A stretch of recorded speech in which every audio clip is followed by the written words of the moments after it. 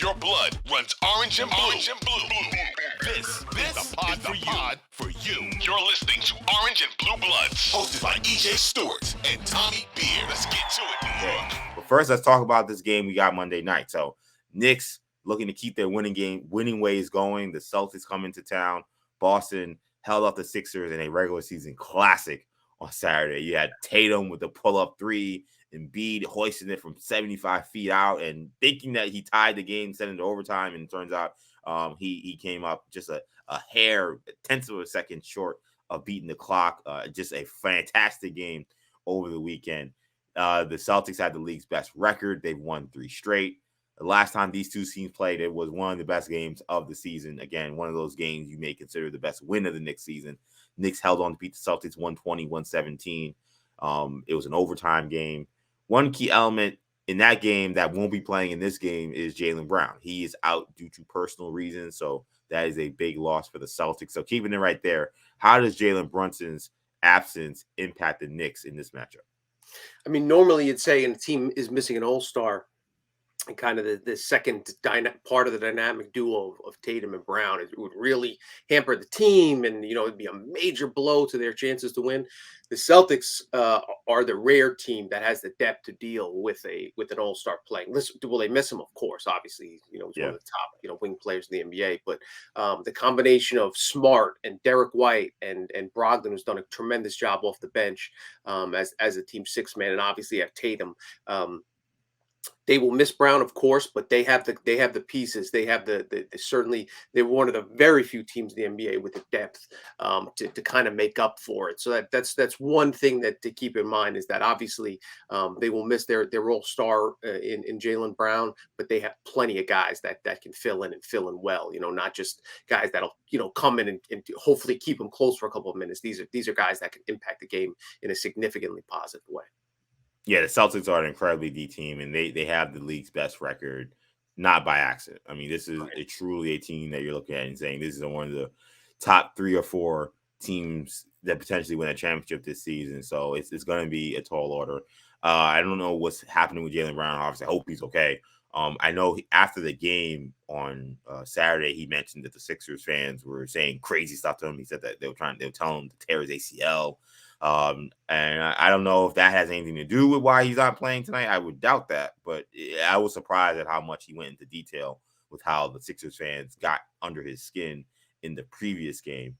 But yeah, one element of that last game who wasn't playing, I think I'm actually curious to see when we talk about like big matchups, is Marcus Smart. Like, he didn't play in that game in Boston, and Marcus Smart is the heart and soul of the Boston Celtics. He's the reigning defensive player of the year.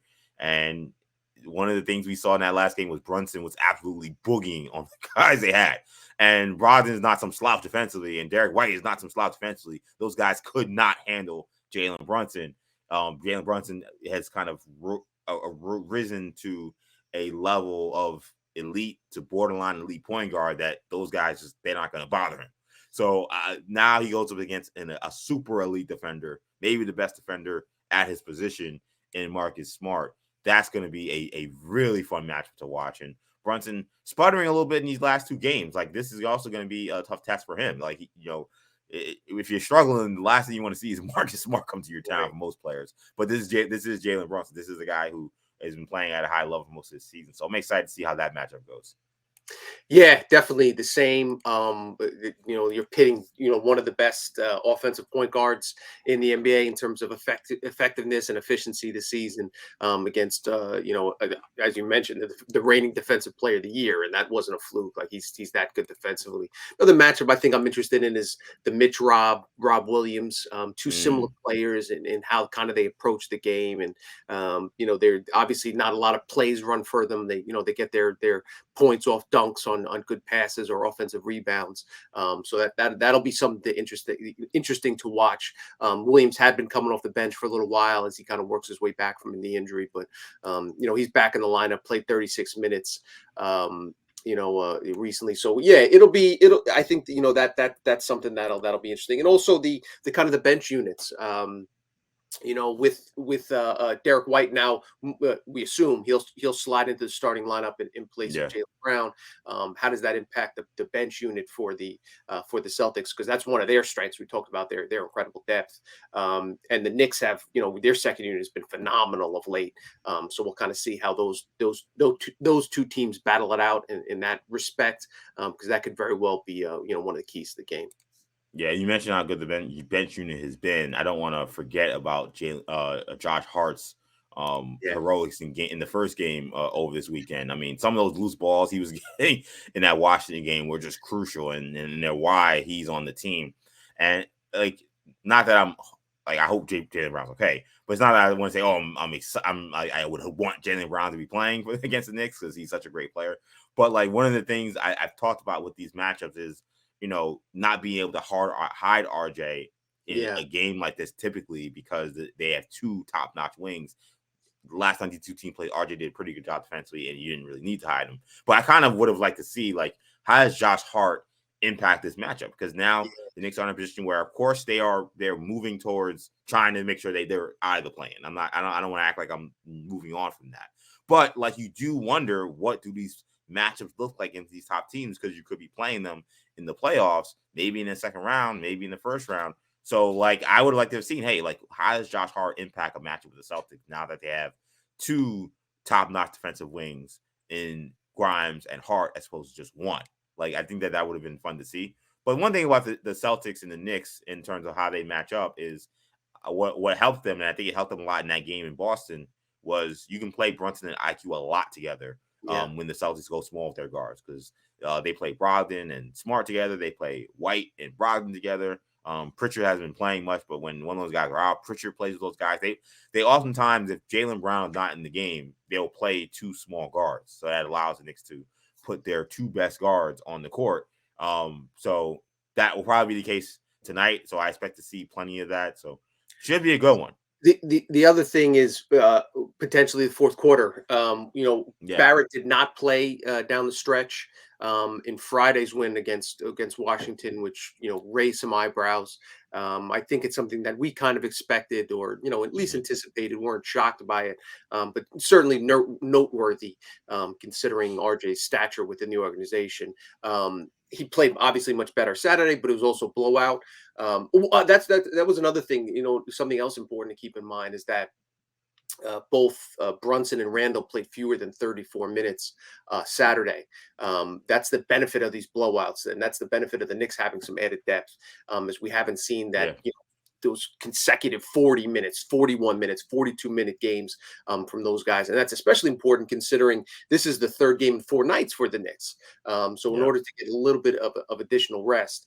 Yeah, and just the fact that the Knicks, I think the spread last time I checked was like 2 points, 2.5 points. The fact that the Knicks, this late in the season are basically within 2 or 3 points in Vegas's eyes of the best team in the NBA, team with the best record, kind of shows you. Obviously, they're playing without Jaylen Brown, but that goes to show you just how significant. It's not just Knicks fans that are overly optimistic about this team. Like you look around the league, and the Knicks are slowly but surely are flying under the radar a little bit, but they're gaining some national respect as well. They should.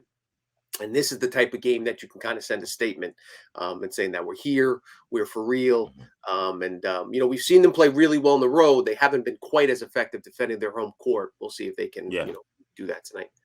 Yeah, and you mentioned the minutes, and you're right. They've been able to spread them out a lot evenly. One thing I will mention, Tibbs has got to be smarter about how he's playing these guys in blocks, because there was a play in that Yes. Pelicans game where Randall seemed to bang knees with somebody, and he didn't look that hot, and he eventually fouled. I think he was fouled just to come out the game. But, there was questions like, is he okay? Is something wrong? I think he was fine because he was goading the crowd to get Derrick Rose in the game, which was a great moment, by the way. That was. It had to be a little awkward for Rose because this guy is an MVP. Now he's the guy that chanted for to get in the game. But it's always great when the Garden crowd shows the love to D Rose for everything he does for the team, even though he's not playing. But you gotta be smart. Like that game was well out of reach. Yes. He didn't have to be in there with 5 minutes left. Like pull him out. It's a much longer season at play. I know the Knicks have blown a lot of leads, so there's going to be trepidation with taking guys out. But you gotta be smart. And I'm just I'm hoping that Tibbs saw that and maybe we'll think, okay, I got to be better. You got a good team. Like, if you had a bad team, I'd say, okay, like, yo, you need to make sure those guys are playing. Or you had a bad bench, I'd say, you got to make sure those guys, it maybe would be more understandable. But considering how well this team is playing, how good they are, like, there's no need for Randall to be up in a game where you're up 20 points with 5 minutes left. Like, if there's some disaster where you got to bring him back in there, then you bring him back in there. But you can't afford any injuries. You can't afford anything stupid. So Tibbs got to be smarter. He cannot have those kind of lapses on the bench when it comes to who's out there finishing games when it's 25-point lead with 5 minutes left. Yep. So talking a big game, by the way, again, Knicks, Celtics, 7:30, Madison Square Garden, be there or be square. It is going to be a barn burner. But I do want to